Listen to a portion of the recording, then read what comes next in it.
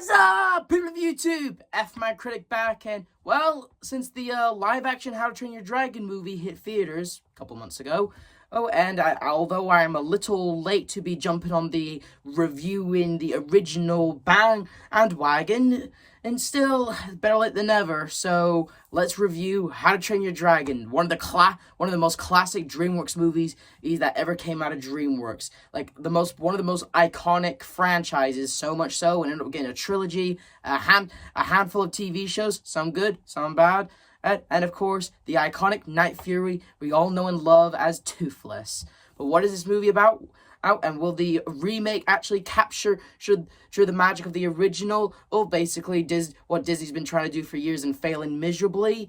Well, we're not reviewing the live-action remake, but we are reviewing the original. Also, what's this movie about? We get introduced to Berk, a place where Vikings live, and where it's narrated by Hiccup, the main character, who, well, judging from his name, he's the outcast. Yeah, this movie, although the first movie does follow a few traits, like lie reveal story, the scrawny guy who's not a big, strong guy as like the rest of his entire town, but he eventually, earns his place by, although he may not do the traditional route, he finds his own route of getting respect. Yeah, it does take a lot of tropes from other things, but this movie does manage to still make it fresh. You know what I mean?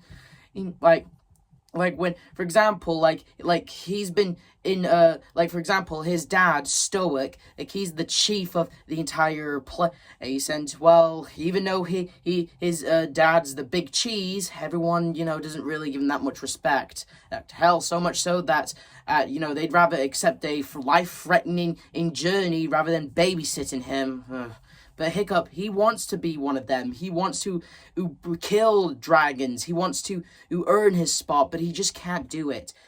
Garbert, his I want to say like second dad, because let's be honest here, in this movie, Hiccup sort of has like two dads. His biological dad, Stoic, who does love his son, but does pressure him to be someone who doesn't want to be, that he doesn't want to be.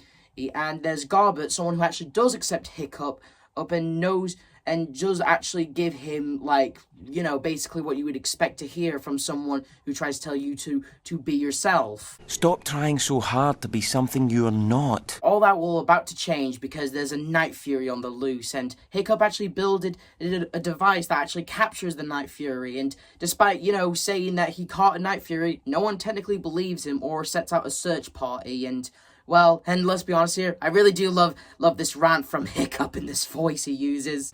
Excuse me, barmaid. I'm afraid you brought me the wrong offspring. I ordered an extra large boy with beefy arms, extra guts and glory on the side. This is a talking fish bone. No. So, since no one's gonna, set out a search party, he goes searching for the dragon, and he comes across a Night Fury. At first, he was gonna kill the thing, but after seeing its eyes and realizing it's just a creature, he can't bring himself to kill it. So he frees it, and, well, the Night Fury doesn't kill him, and it sets off, making Hiccup wonder, why didn't it kill him? Why didn't it attack him? And anyway, he has a chat to his dad about he doesn't really want to kill dragons, but his dad rolls him into this school where we get introduced to the other kids that we got introduced earlier into the movie. There's Fish Legs, Egg Snotlout, Rough and Tough, and of course his love interest, Astrid. They all give him a hard time at first. Hiccup's just trying to learn some techniques and wonders why the Night Fury didn't kill him. So he finds and realizes, well, what he did to the Night Fury, he didn't just capture it, he pretty much damaged its tail, and since its tail can't fly away. And basically the entire movie, well, as the name suggests, it's training a dragon. Basically it starts off as two different individuals, both a human and a dragon, form a sort of friendship over the entire movie. Like the entire time, Hiccup, he's just trying to, learn another way of taming dragons, and forms a strong bond with this Night Fury who he names Toothless. And let's be honest here, Toothless, he's freaking adorable. He kind of looks like a black cat fused with Stitch. And let's be honest here, his design was based off of Stitch. And the entire movie is basically, learning, Hiccup learning that the Vikings were wrong about dragons. They thought they were mindless killing machines that take ink from them. But truth be told, they're actually just normal creatures. Hey, if you can tame a bear, a lion, and anything, you can tame a dragon. And so Hiccup doesn't just tame a dragon, he makes him a new tail so he can fly better, and gains a new best friend, and gains, basically learns lessons. And we, the audience, get to see breathtaking animation and visual great storytelling. Like this scene where Hiccup puts his hand on Toothless, and I heard this scene where Toothless jitters, that was an animation error, but it worked so well, so they kept it in, and it really did show. And Hiccup, he picks up a technique of how properly you tame dragons, and he uses it against it, basically, confirming the whole Lyra reveal story. Eventually, Hiccup becomes more popular in the entire village, and basically using his techniques on the dragons that he learned from Toothless, gaining more popularity. But he can't, tell everyone, hey everyone, I captured a Night Fury, I'm taming it, and that's how I'm using all these tricks I learned from this Night Fury with these dragons. Yeah, that's not gonna go down well, and we'll learn later. And so basically, and Astrid, she gets all angry at him and wonders what the hell he's been up to. And eventually she finds out about Toothless. At first she runs, tries to tell someone, but of course Toothless nabs her, and basically sets her on a journey without first basically scaring the living G's out of Astrid. So much so that I gotta pull this joke. Do a barrel roll! Eventually, Astrid actually does appreciate the ride, and and we, the audience, too. I mean, we get a visually beautiful, breathtaking scene of those two characters flying in the air with the beautiful sky and the ocean, and and Astrid is now learning that dragons are not as monsters as they were originally. Hell, even Hiccup learned that earlier after when Toothless ran into his original design. Yeah, I'm not kidding. That little dragon right there was apparently Toothless's original design, but the director wanted it, the word Night Fury to fit the name of the dragon, so, changed. So both know that dragons are not beasts, but apparently, why did they rob the village? Why did they take sheep and food? Turns out dragons have to obey this, queen giant dragon, apparently. They have to steal the food to feed it to this dragon so they can live. It's basically, in other words, this giant dragon is like a queen bee, and all the regular dragons are like the worker bees. They have to provide this dragon food for safety, and if they don't, well, let's just say this what this cute little dragon does, and let's just say this big dragon is not as thankful for what this dragon gives this dragon.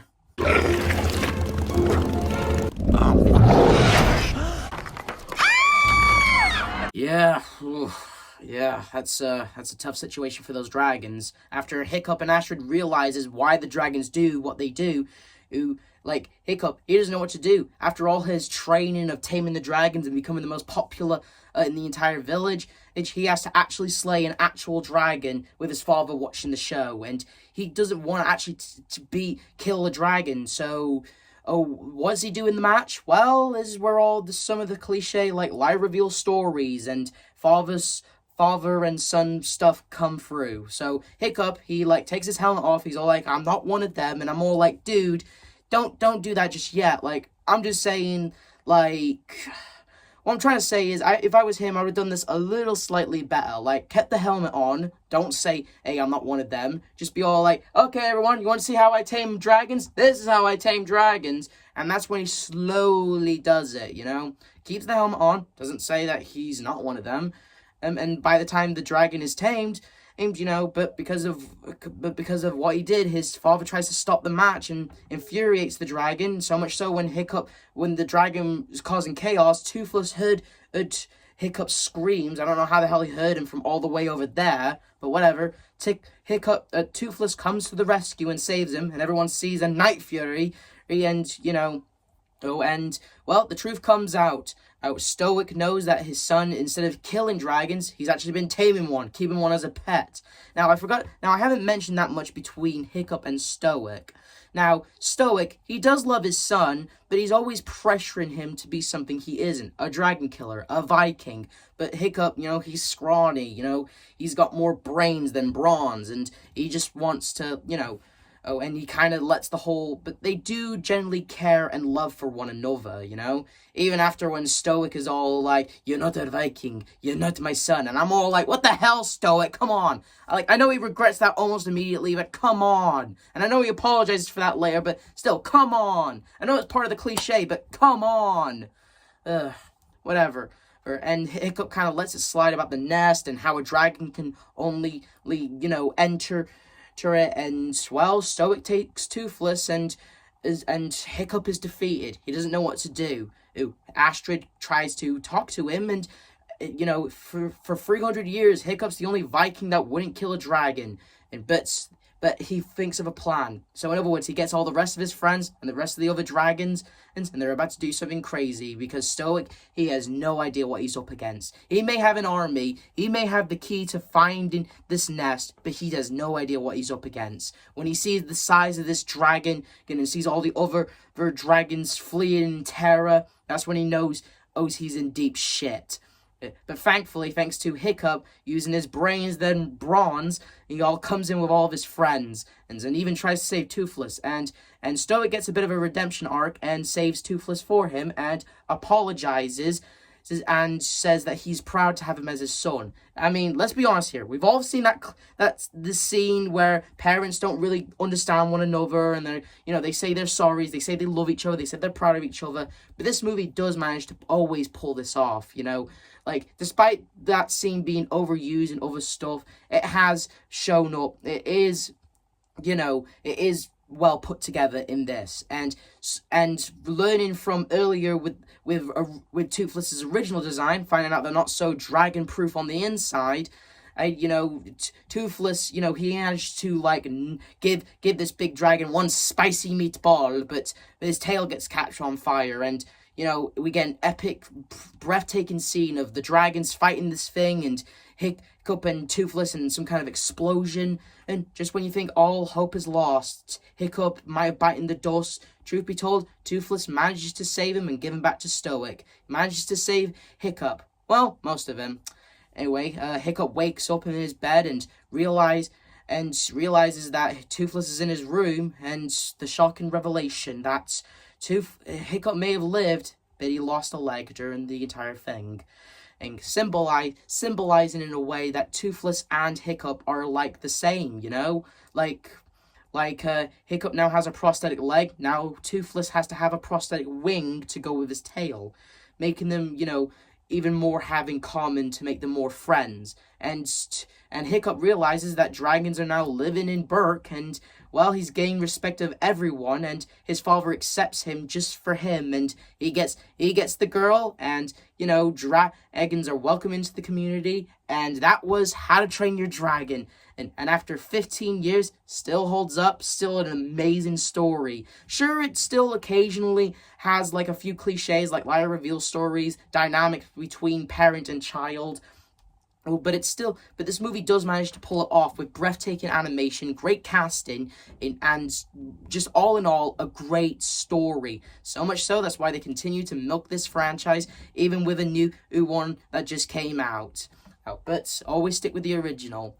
How to Train Your Dragon is a great franchise, and I'm happy it got all the love and praise and sequels and TV shows, even some we don't want on, and yet, I can't praise this movie enough. I can't praise this franchise enough. Toothless is a great dragon. Hiccup is a great character, and all the side characters, although some are not forgettable, actually. I was about to say that some were forgettable, but I'm like, which ones? Because they're not forgettable.